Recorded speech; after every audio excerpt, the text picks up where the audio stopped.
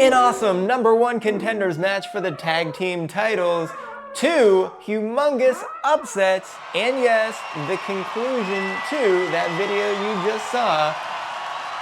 Okay, welcome back to Dr. OK. I am the SportsZu filling in for the doc as he decided to go to Disney World or something after watching SmackDown live from Orlando, Florida last night. So let's get right to and the news.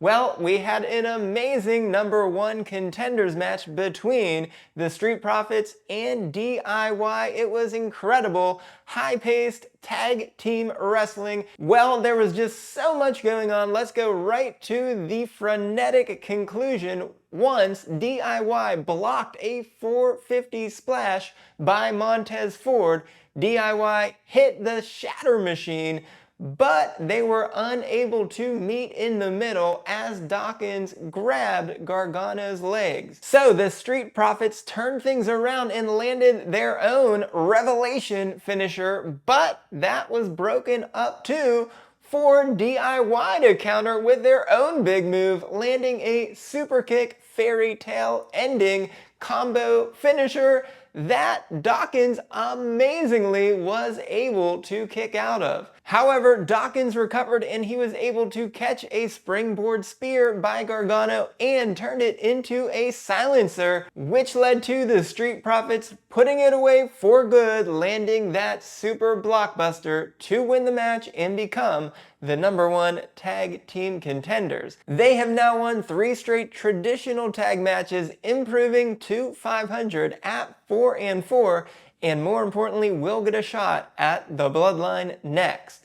For DIY, they have dropped 2 out of 3 traditional tags after winning the tag titles and are now just 6-5-1. But as we said off the top, there were 2 big upsets and we had another incredible wrestling match between Andrade and Carmelo Hayes.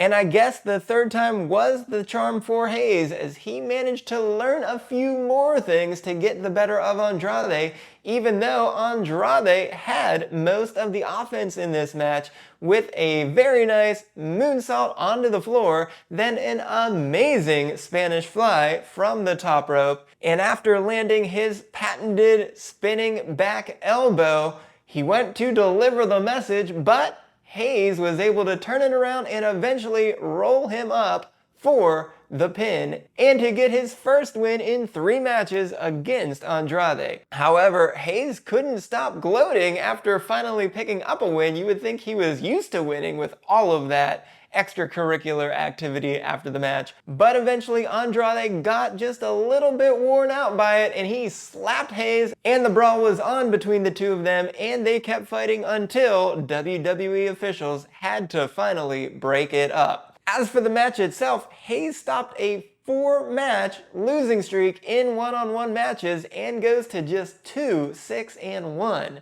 Well, for Andrade, after winning his first 6 matches in his return, he's lost 2 in a row in the last 2 weeks, falling to a still impressive 6-2. Our other big upset the night was between hometown hero Naomi taking on Blair Davenport. And just like Andrade, Naomi had most of the offense, delivering a rear view early on that was unable to put Blair away. So she followed it up with 2 separate cross bodies and that split leg drop. However, Blair eventually got Naomi in the Tree of Woe, landing a stomp and then a Kamigoye to pick up her first win on the main roster. But that makes her record 1-1 in one-on-one matches, though just 1-2 in all singles matches. For Naomi, this was her first one-on-one loss since May, but she's just at 500 at 4-4-2. And our last match was between Kevin Owens and Grayson Waller. Well, Waller got caught off guard when he spoke to Theory backstage, saying that Owens got everything that he wanted and that Owens would be an easy dub. However, at that point, KO walked up behind Waller and told them to prove that Waller was right. Well, for that, maybe KO took it to him early and often, and immediately took the action outside the ring where, well, look at that. There's Doc himself sitting there in the first row. Well, good for you, Doc. That's pretty good. Well, as we get back to the action, KO threw Waller off of the barricade and then slammed him against the announce table.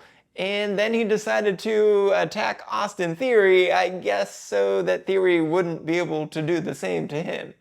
However, this threw Owens off. Waller recovered and was able to throw KO off of the ring post and land a DDT on the floor. Once they got back into the ring, Owens was able to land several headbutts as they were on the turnbuckle and then hit a very nice swanton bomb. So moments later, Waller attempted his rolling flatliner, but Owens caught him and turned it into a stunner.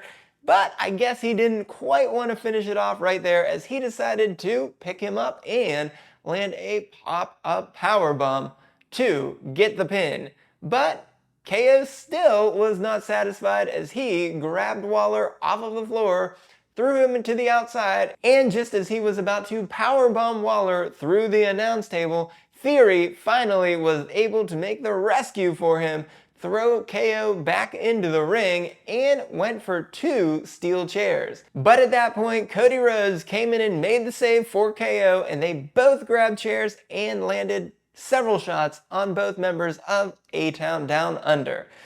Then KO picked up the title belt and looked at it for a second, but just very nicely handed it back to Rhodes, thanking him for the effort. So with that win, KO still doesn't have a very impressive singles record at just 4-6, but that's mostly due to multi-person singles matches, and he is an impressive 4-2 in one-on-one matches, so maybe KO actually has a pretty good record to be able to go against Rhodes. And for Waller, well, maybe he should stick to those tag team matches as he falls to just 1-3 in one-on-one action. So with that, let's go beyond the mat for SmackDown. And here she is, Miss Money in the Bank, Tiffany Stratton. Wow. Yeah, that really is Tiffy time right there, Doc. That's some video. We had Tiffany Stratton kick off the show with Pretty Deadly in the ring for Nia Jax's championship celebration, and it was a very pink and colorful affair, but Nia said it was not quite her style, and instead her style was that of domination. And just when she told Tiffany that she needed to bow down to her, Tiffy said that Pretty Deadly had a brand new song for Nia in celebration called Ode to the Queen from their upcoming Pretty Deadly the Musical. Well, Michin was not going to have any of that, and she attacked all 4 people in the ring with several kendo shots, clearing it out and putting the celebration to an early conclusion. Later on, Chelsea and Piper walked up to Michin after she had left Aldis's office, saying that they wanted to do the same thing to Tacky Time. Michin then said that she got a title match with Nia, so Chelsea and Piper ran into Aldis's office, which left Michin alone for Nia to come up from behind and slam her up against the door. In other news, Santos Escobar was dining with the other members of Legado del Fantasma, but he said that they had gotten complacent. But Escobar would not let their legacy be diminished, and he would beat LA Knight next week in their United States Championship match. So Knight came out to the top of the ramp where he said that he was a little bit of trash and a little bit of flash, and that would be enough to remain United States Champion. That takes us to the ending between the Bloodline when Solo Sikoa told Tama Tonga that if Reigns regained the ULAFALA, Reigns would yet again become the tribal chief. Then later, Sikoa said that Reigns would have to acknowledge him as the tribal chief, so when Sikoa made his way to the ring, he told Reigns to come out to acknowledge him. Well, Reigns came out, but he didn't have any intention of acknowledging him, so Sikoa handed Tonga the ULAFALA, and the 2 men brawled, with Reigns eventually getting the upper hand. but Tonga came to his defense, attacking him from behind. However, Reigns eventually got the better of Tonga as well, landing a devastating Uranagi and then throwing him outside of the ring to try to land a powerbomb through the announce table. However, Solo then recovered and he was able to throw Reigns into the ring and set himself up to hit a Samoan spike. Samoan spike. Swing and a miss. Superman punch. Oh no, Solo. What do we have here? I think Reigns is getting ready for it.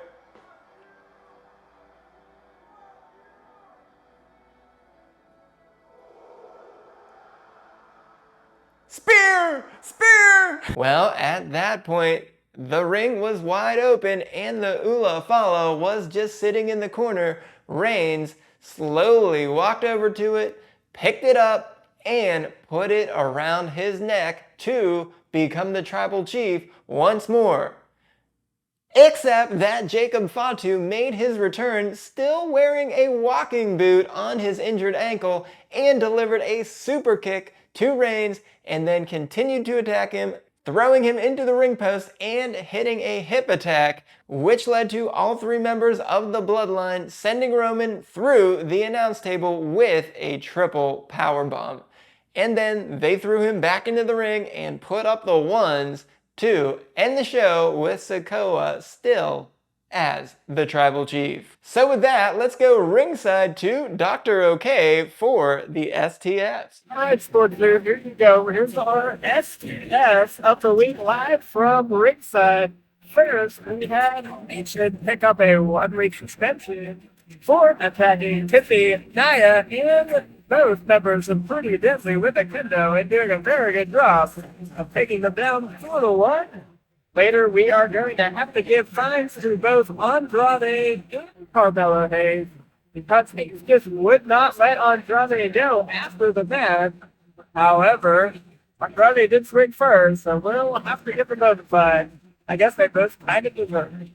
Well, then we have a fine for Kevin Owens because he went a little bit more out of Grayson Waller after the match. He did pay for it a little bit, but nonetheless, there's no reason for that, so he gets a fine. And lastly, we will give a 1-week suspension to Nia Jax for taking some revenge on Nation and pushing her into the wall by Aldous' office. So there you have it, SportsZu. Back to you. Thanks, Doc, but two things. First, you're still not sure about how to look directly into the camera, I guess. And two, I also guess you're not going to be a WWE reporter anytime soon, as you didn't just look awkwardly back at the camera instead of actually kicking it back to me. Yeah, I know, they sometimes do that now, but, you know, why not mess with the tradition? Anyways, Doc later texted me and he also said that there were no fines or suspensions for any of the activity between the Bloodline members and Roman Reigns because, well, those were just 3 or 4 guys that were looking for a fight, and sure enough, they found one. So, no penalties there. Well, I guess I'm supposed to say a few things to wrap up the show, so first I want to say thanks to Doc for making me do extra work when I'm supposed to be working on a sports video. But at least he was able to send in a few good videos from ringside. So with that, we saw a few surprising wins by Carmelo Hayes and Blair Davenport's first main roster win. We saw an incredible tag team match, seeing the Street Profits become the #1 contenders to the Bloodline, and the Bloodline was able to finally get back at Roman Reigns by having Jacob Fatu come back and all of them hit that triple powerbomb. I'm the SportsZu, reporting on the WWE, where everything is okay.